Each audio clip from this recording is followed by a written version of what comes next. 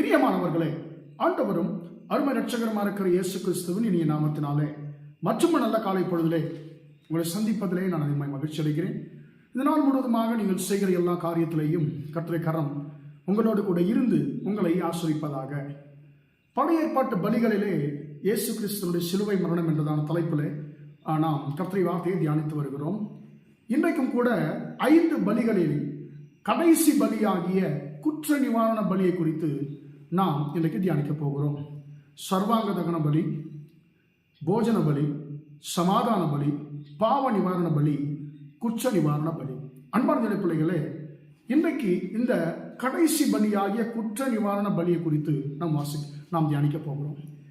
இந்த குற்ற நிவாரண பலியை குறித்து லேவியராகமத்தின் புஸ்தகம் 5ஆம் அதிகாரத்திலையும் 6ஆம் அதிகாரத்திலையும் இந்த 2 அதிகாரங்களிலே நாம் இந்த குற்ற நிவாரண பலியை குறித்து நாம் வாசிக்கிறோம். லேவியராகமம் 5ஆம் அதிகாரம் 15ஆம் வசனத்திலிருந்து 6ஆம் அதிகாரம் முழுக்க நாம் இந்த குற்ற நிவாரண பலியை குறித்து நாம் வாசிக்கலாம்.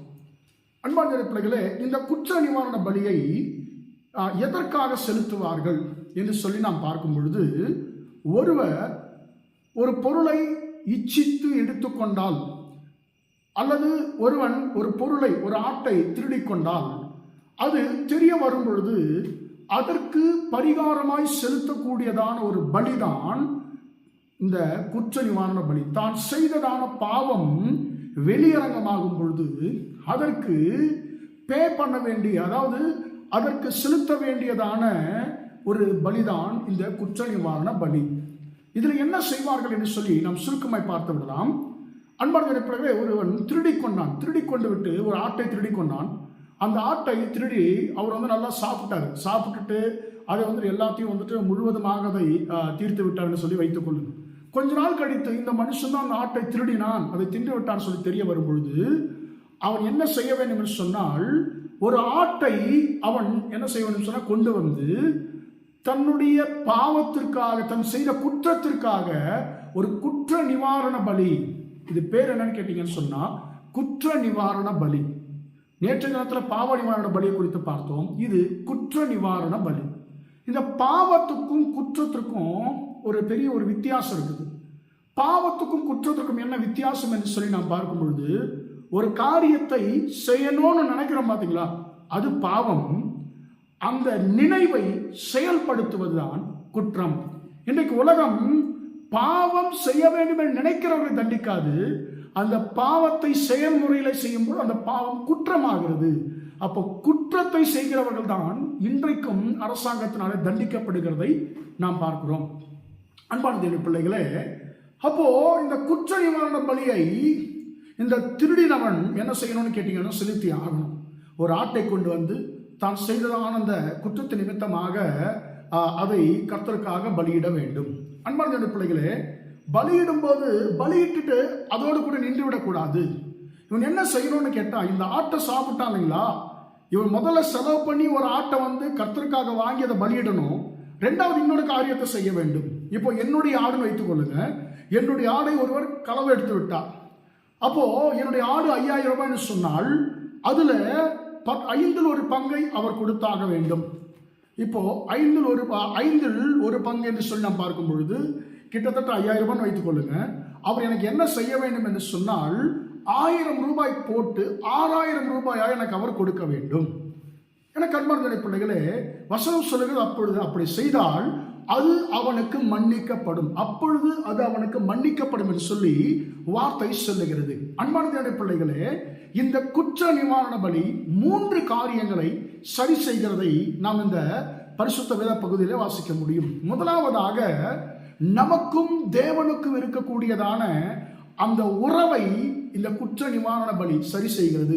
நான் கர்த்தருக்கு முன்பாக இப்போ நான் ஒரு குற்றவாளியா நிற்கிறேன். இந்த குற்ற நிவாரண பலி செலுத்தும் பொழுது என் குற்றம் நிவர்த்தி செய்யப்படுகிறது. 2வதாக, என்னுடைய மனசாட்சியினுடைய அந்த குற்ற உணர்விலிருந்து நான் விடுதலையாக்கப்படுவேன்.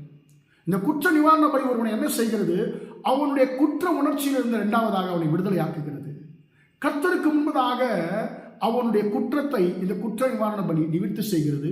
அவனுடைய குற்ற உணர்ச்சியிலிருந்து அவனை நிவர்த்தியாக்குகிறது. 3வதாக, இவர் அந்த 5ல் ஒரு பங்கை சேர்த்து கொடுக்கும் பொழுது அந்த ஆட்டை பறிகொடுத்தவனும் என்ன செய்வான்னு சொன்னால், பரவாயில்ல, எனக்கு ஒரு பங்கு கூட தான் கிடைச்சிருக்குதுன்னு சொல்லி அவனும் அமைதியாகி விடுவான். அப்போ மற்றவருக்கும் எனக்கும் இருக்கக்கூடிய அந்த மனஸ்தாபத்தை, அந்த விரிசலையும் கூட இந்த குற்ற நிவாரண பலி என்ன செய்கிறது சொன்னால் சரி செய்கிறது. அன்பான அடிப்படையில் இதுதான் இந்த குற்ற நிவாரண பலியினுடைய சுருக்கம்.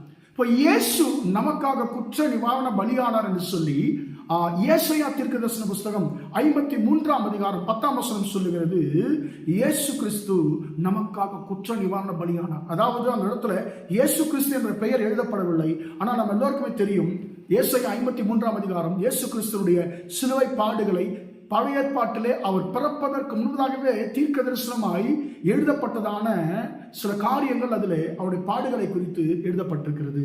அப்போ ஏசாயா தீர்க்கதரிசி மேசியோட பாடுகளை குறித்து அவர் ஒரு காரியத்தை இந்த 10ஆம் வசனத்தில் சொல்லுகிறார். அவர் குற்ற நிவாரண பலியானார் என்று சொல்லி பார்க்கிறோம். தேவன் அவரை குற்ற நிவாரண பலியாய் ஒப்பு கொடுத்தார் சொல்லி வாசிக்கிறோம். அன்பார்ந்த உங்களுக்காக எனக்காக ஆண்டவராக இயேசு கிறிஸ்து குற்ற நிவாரண பலியானார் கல்வாரி சிலுவையிலே. எதற்காக என்று சொன்னால், தேவனுக்கு முன்பாக நாம் குற்றவாளிகளாக இருக்கிறோம். கர்த்தருக்கும் நமக்கும் இருக்கக்கூடியதான உறவை சரி செய்யும்படியாக அவரையே அவர் குற்ற நிவாரண பலியாய் ஒப்பு கொடுத்தார். இரண்டாவதாக, நம்முடைய குற்ற உணர்விலிருந்து நம்மை விடுதலையாக்கும்படியாக ஆண்டவராகிய இயேசு தன்னையே குற்ற நிவாரண பலியாய் ஒப்பு கொடுத்தார். மூன்றாவதாக, அன்பான அடிப்படையிலே இந்த உலகத்தின் பார்வையிலே கூட நாம் குற்றவாளிகளாய் இருக்காதபடிக்கு நம்மை நீதிமான்களாய் மாற்றும்படிக்கு ஆண்டவராகிய இயேசு குற்ற நிவாரண பலியாய் தன்னை ஒப்பு கொடுத்தார். அன்பான பிள்ளைகளே, உங்களை என்னையும் கர்த்தர் நம்மை பரிசுத்தப்படுத்தும்படிக்கு, நம் குற்ற உணர்விலிருந்து விடுதலையாக்கும்படிக்கு, கர்த்தருக்கு முன்பாக உங்களை என்னையும் அவர் குற்றமற்றவர்களாய் விடுதலையாக்கும்படிக்கு ஆண்டவர் உங்களுக்காகவும் எனக்காகவும் அவர் குற்ற நிவாரண பலியாய் அவர் தன்னையை ஒப்பு கொடுத்தார். பிரியமானவர்களே, நமக்காக தன்னையே குற்ற நிவாரண பலியாய் ஒப்பு கொடுத்த ஆண்டவராகிய இயேசுவுக்கு நம்முடைய வாழ்க்கையை நாம் ஒப்பு கொடுப்போமா? ஜெபிப்போம். இரக்கமுள்ள தகப்பனே, உம்மை நன்றியோடு துதிக்கிறோம், ஸ்தோத்திரிக்கிறோம் ஐயா. இம்மட்டுமாக இந்த வார்த்தைகளை கேட்ட நம்முடைய பிள்ளைகள் ஒவ்வொருவரையும் கர்த்தரில் ஆசீர்வதிக்கும்படியா ஜெபிக்கிறேன். ஆண்டவரே, நீர் எங்களுக்காக சிலுவையிலே உம்மை குற்ற நிவாரண பலியாய் ஒப்பு கொடுத்தீரே, உமக்கு ஸ்தோத்திரம் ஆண்டவரே. அப்பா ஸ்தோத்திரம். எங்களுடைய பாவ ஆண்டவரே, அந்த குற்ற உணர்விலிருந்து நீர் எங்களை விடுதலையாக்கும் ஆண்டவரே. அப்பா ஸ்தோத்திரம் ஆண்டவரே. கர்த்தருக்கு முன்பதாக ஆண்டவரே, நாங்கள் குற்றமற்றவர்களா இருக்க உம்முடைய ஆண்டவர் ரத்தத்தினாலே எங்களை கழுவின உம்முடைய கிருபைக்காய் ஸ்தோத்திரம் ஆண்டவரே. குற்ற உணர்விலிருந்து எங்களை விடுதலையாக்கி நம்முடைய கிருபைக்காய் ஸ்தோத்திரம். இந்த உலகத்திற்கு முன்னதாக எங்களை குற்றமற்றவர்களாய் ஆண்டவரே நீர் நிறுத்திருக்கிற நம்முடைய கிருபைக்காய் ஸ்தோத்திரம்.